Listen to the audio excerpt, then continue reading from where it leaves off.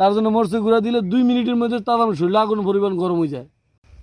আচ্ছা গিয়াস ভাই, এই যে কি পরিমাণ রোদ, আমরা একটু হাঁটছি, আমাকে অবস্থা ডাইল, আপনারা এই রোদের ভিতরে কিভাবে কাজ করেন আমাদেরকে একটু বলেন।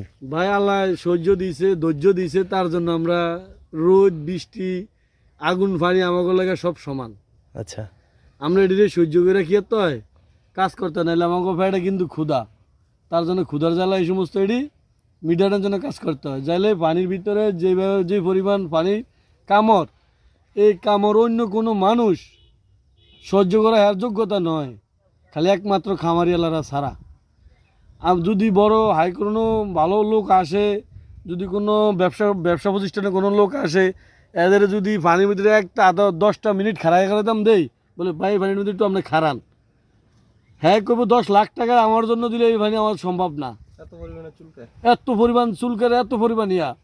বলে আপনারা কাজ করেন কেমনে?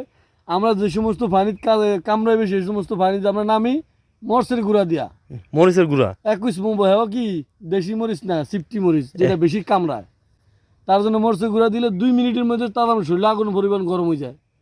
গরম হয়ে গেলে তখন আমরা খামারে নামলে ওই যে পানির কামড় আর মরচের গুঁড়োর কামড় তখন এট হয়ে যায়।